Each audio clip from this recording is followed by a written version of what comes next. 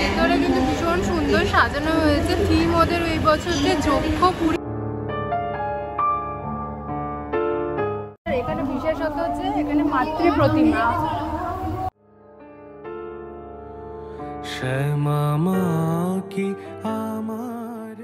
প্যান্ডেলের ভেতরে একদম রাজস্থানের যে ট্র্যাডিশনাল ডান্ডিয়া হয় সেই রিলেটেড কিন্তু পুরো সাজানো হয়েছে।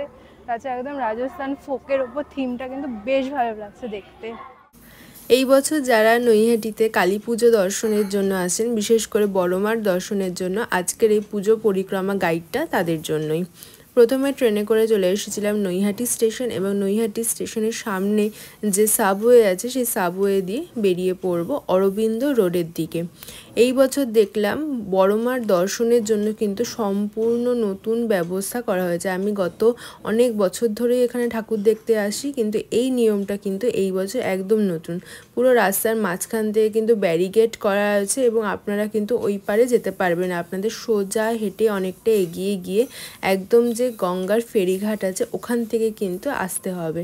তো আমরাও হাঁটতে শুরু করলাম। হাঁটার পথে কিন্তু আরও নতুন অনেকগুলোই পুজো দেখতে পেলাম, যেগুলো এত বছর মিস করে গেছি। চলে এসেছি পুজো পরিক্রমার প্রথম পুজো দেখার জন্য। এটা হলো ভারত মাতা সেবা সমিতি। দেখা যাক ভেতরে কি করেছে। প্রথমেই তো দেখলাম এনাদের এই বছর থিম হলো রূপান্তর। দেখা যাক রূপান্তর থিমের মাধ্যমে ওনারা কি তুলে ধরতে চেয়েছেন। রাতের বেলা দেখতে তো ওই প্যান্ডেলটা অসাধারণ লাগছিল এবং বেশ কিন্তু ক্রিয়েটিভভাবেই তৈরি করা হয়েছিল। চলুন আপনারাও আমাদের সাথে দেখতে থাকুন। আমার কালো লোকে বলে কালি কালো, আমার মন তো বলে না কালো রে। প্যান্ডেলের ভেতরে চলে এসেছি। ভীষণ সুন্দর করে কিন্তু পুরো প্যান্ডেল সাজানো হয়েছে। আর এখানে বিশেষত হচ্ছে এখানে মাতৃ প্রতিমা। কালো রূপে দিগম্বরী, কালো রূপে দিগম্বরী, হৃদি পদ্ম করে মোরালো রে। শ্যামা মা কি আমার কালো।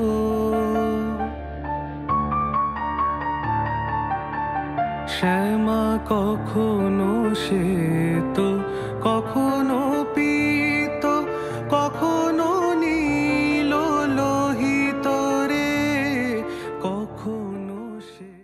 এই ক্লাবের পুজোগুলো দেখে বেরিয়ে আবার আমাদের সোজা হেঁটে প্রায় 3-4 মিনিট মতো যেতে হবে এবং এই গলিটার থেকে আপনারা রাস্তা পার হতে পারবেন।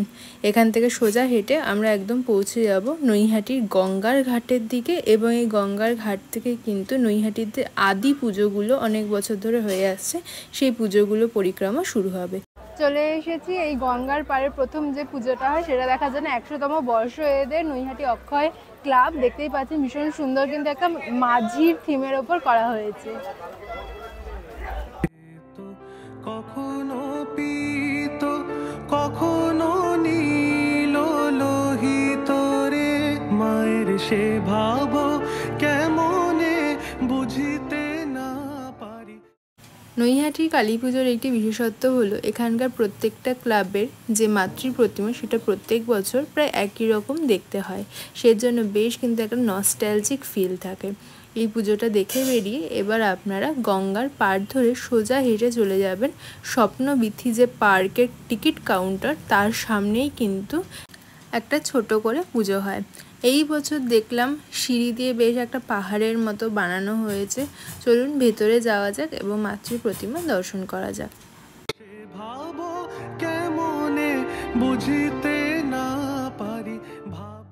এই প্যান্ডেলের দর্শন করার পর এবার সোজা হেঁটে আমরা চলে এসেছি নৈহাটি ব্রহ্মময়ী মায়ের মন্দির। নৈহাটির সবথেকে প্রাচীন কালী মন্দির এটি। প্রথমেই শিব ঠাকুরের দর্শন করে এরপর এগিয়ে যাব মায়ের দর্শন করার জন্য। আমরা যেহেতু কালী পুজোর দিন বিকেলে গেছিলাম তখন সবে অঞ্জলি চলছিল। প্রচুর ভক্তের কিন্তু সমাগম হয়েছে দেখলাম।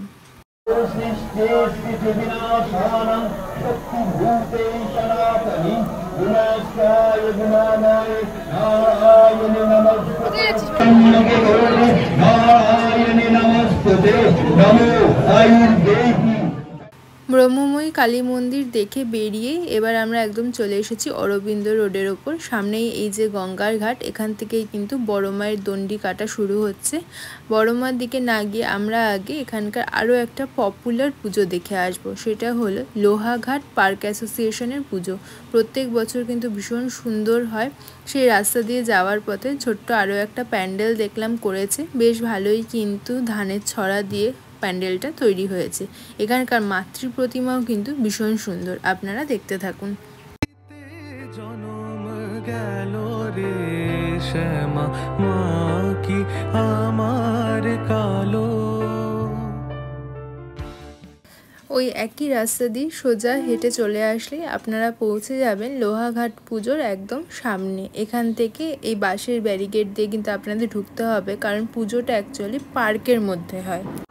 চলে এসেছে এবার লোহাঘাট পার্কের পুজো দেখার জন্য। এই বছর ওনাদের থিম হচ্ছে রাজস্থানের ছোঁয়ায় কৃষ্ণপ্রেম। দেখা যাক কি করছে। 65তম বর্ষ, বাইরের দিয়ে কিন্তু ভীষণ সুন্দর লাগছে দেখতে।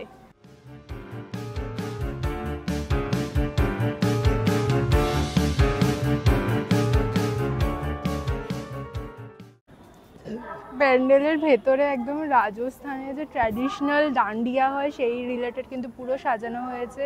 তাছাড়া একদম রাজস্থান ফোকের ওপর থিমটা কিন্তু বেশ ভালো লাগছে দেখতে।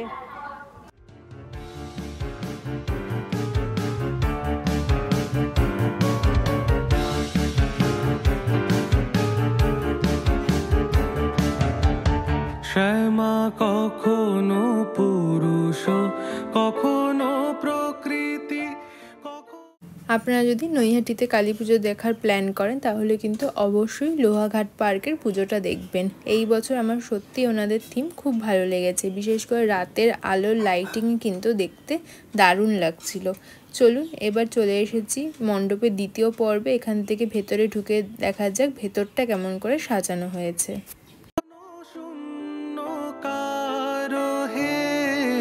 কখনো পুরুষ কখনো প্রকৃতি কখনো শূন্য। মণ্ডপের ভেতরে ঢুকে প্রথমে রাধাকৃষ্ণ দর্শন করে তো ভীষণ ভালো লাগলো। তাছাড়া পুরো প্যান্ডেল জুড়ে ছোট ছোট করে কৃষ্ণ লীলা কিন্তু তুলে ধরা হয়েছে।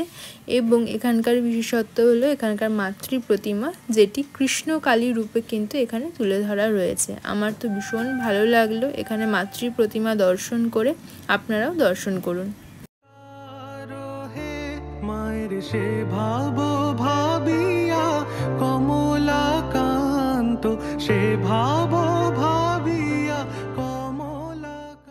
প্যান্ডেল থেকে বেরিয়ে পড়েছি। এখানে পুরো মাঠ জুড়ে কিন্তু বিশাল বড় একটা মেলা মতো বসে।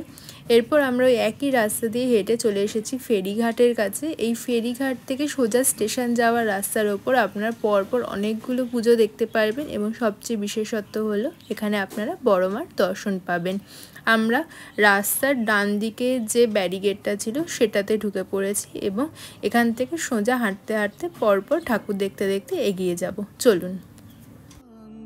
সহজে পাগল হলো রে শ্যামা মা কি আমার কালো কালো রূপে দিগম্বরী কালো। হাঁটতে হাঁটতে চলে এসেছি একেবারে বড়মার মন্দিরের সামনে। দেখলাম সামনে বেশ অনেকগুলো কিন্তু কাউন্টার তৈরি করা রয়েছে। যারা পুজো দিতে চাইছেন বা মাকে কোনো উৎসর্গ করে জিনিস দিতে চাইছেন তারা ওই কাউন্টারে কিন্তু সেগুলো জমা দিতে পারেন। আর মায়ের মন্দিরের দরজা দেখলাম বন্ধ রয়েছে। চলুন এবার এগিয়ে যাই বড় মার যে মাতৃ প্রতিমা সেটি দর্শন করার জন্য। আপনারা হয়তো জানেনই এই মাতৃ প্রতিমা সত্যি অভূতপূর্ব, দেখলে মন ভরে যায়।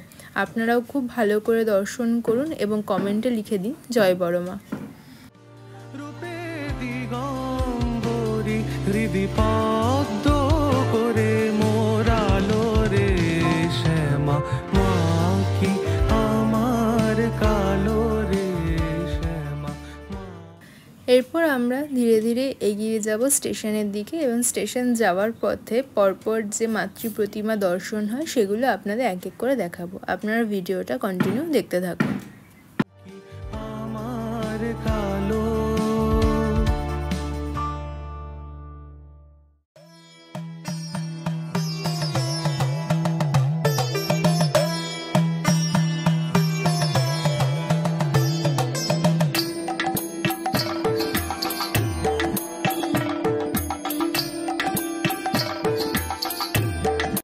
হাঁটতে হাঁটতে চলে এসেছি একদম স্টেশনের সামনে। প্রত্যেক বছর স্টেশনের সামনে খুব সুন্দর কিন্তু মা তারার এই পুজোটি হয় এবং দেখুন পৌঁছে গেছি একদম স্টেশনের বাইরে।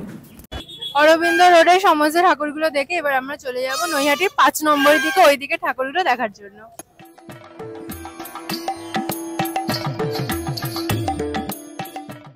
নৈহাটির 5 নম্বরের দিকে বেশ অনেকগুলো বড় বড় থিমের পুজো কিন্তু হয়। প্রথমেই আমরা দেখে নেব স্টেশনের পাশেই একদম রয়েছে হকার্স ইউনিয়ন ক্লাবের পুজোটা। এই বছর দেখলাম এখানে কিন্তু দারুণ লাইটিং এবং তার সাথে ডিজে করেছে। কালী পুজোর দিন রাতে এই ডিজের সাথে লাইটিং কিন্তু বেশ ভালো লাগছিল।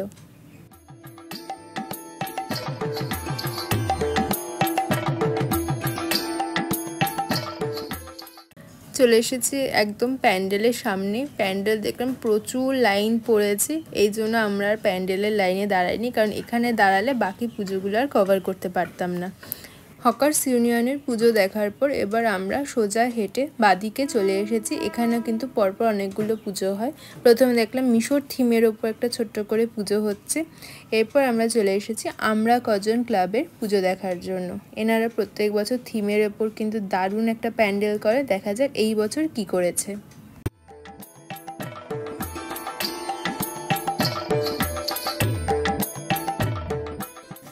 এই বছর এখানে দেখলাম আদিবাসী থিমের ওপর কিন্তু প্যান্ডেল তৈরি করা হয়েছে। প্রথমে ভোলেনাথ এবং দুজন কিন্তু লাইভ একদম আদিবাসী সেজে দাঁড়িয়ে আছেন। সবাই কিন্তু প্রচুর ছবি তুলছে ওনাদের সাথে।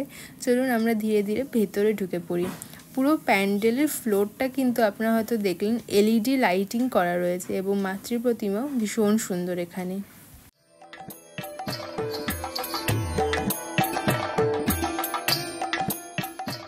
এই পুজোটা দেখে বেরিয়ে এবার আমরা সোজা হেঁটে চলে যাব নৈহাটির অতি প্রাচীন এবং প্রসিদ্ধ 29 হাত শ্যামা পূজা সমিতি, যেখানে প্রায় 29 হাত লম্বা মাতৃ প্রতিমা তৈরি করা হয়। আপনারা যদি নৈহাটিতে পুজো দর্শন করতে আসেন, আমি বলবো এই বিশাল মাতৃ প্রতিমা দর্শন করতে কিন্তু একদম ভুলবেন না।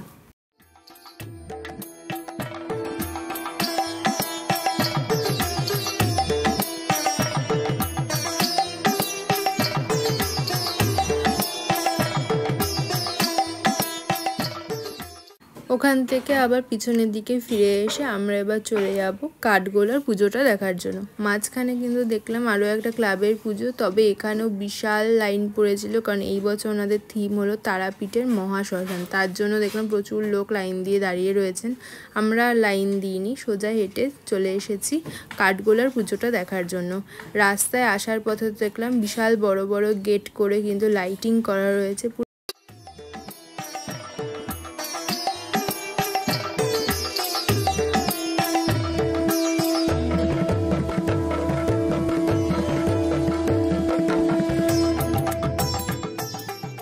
চলে এসেছি নৈহাটির 7 নম্বর বিজয়নগর অধিবাসী বৃন্দ কাঠগোলার পুজোটা দেখার জন্য। প্রত্যেক বছর প্রচুর নাম শুনি ওনাদের।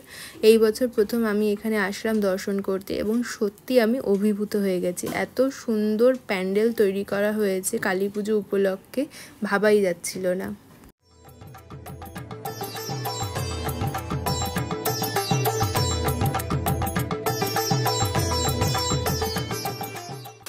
রাতের বেলার জন্য কিন্তু প্যান্ডেলটা দেখতে আরও ভালো লাগছিল, কারণ এখানে দারুণ কিন্তু এবার আলোকসজ্জা হয়েছে। আপনারা হয়তো দেখে বুঝতেই পারছেন পুরোটাই লাইটিংয়ের খেলা। চলুন এবার ধীরে ধীরে ভেতরে যাওয়া যাক। আশা করছি ভেতরটাও কিন্তু এরকম সুন্দর করেই সাজানো হবে।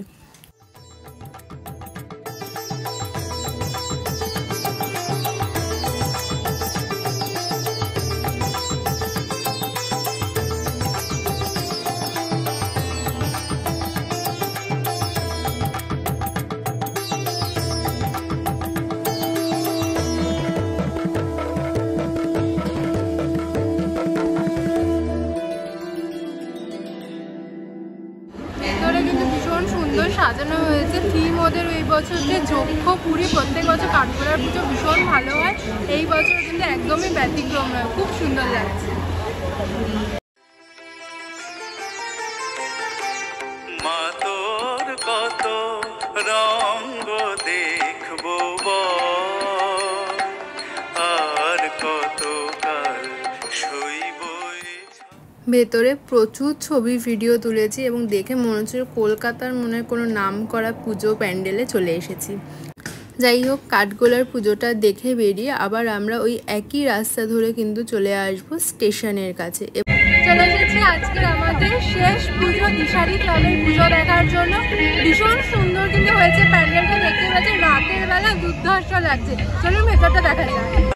মা তোর কত রঙ্গ দেখবো বল।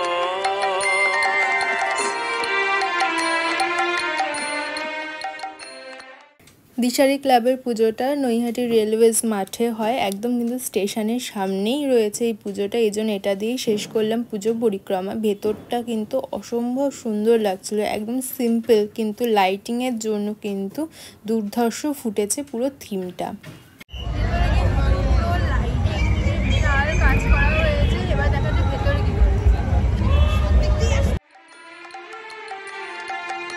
কখন মা রূপ দেখি তোর এলো ভেসি সর্বনাশী, কখন মা নয়নে তোর, কখন মা নয়নে তোর শাসন স্নেহের অমল হাসি। এখানেও মাতৃ প্রতিমা কিন্তু বেশ অন্যরকম, নিতাই গৌরাঙ্গ, তার সাথে রাধা কৃষ্ণ এবং মাঝে মা কালী অবস্থান করছেন, দেখে খুব ভালো লাগলো। এবার এই প্যান্ডেল থেকে বেরিয়ে পড়ব।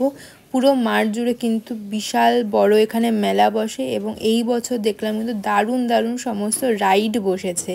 আপনাদের হাতে সময় থাকলে কিন্তু এগুলো একবার ট্রাই করতেই পারেন। আমার তো এখানে পুজো দেখতে আসলে এই মেলাটার জন্য আরও বেশি ভালো লাগে। এই ছিল এই বছর নৈহাটি কালী পুজো পরিক্রমা। ভালো লাগলে অবশ্যই লাইক, শেয়ার, কমেন্ট করতে ভুলবেন না এবং সাবস্ক্রাইব করে পাশে থাকবেন আরও এই ধরনের ভিডিও দেখার জন্য। দেখা হবে পরবর্তী ভিডিওতে। ভালো থাকবেন, ধন্যবাদ। আর কতকাল সইব এ ছল, মা তোর কত রঙ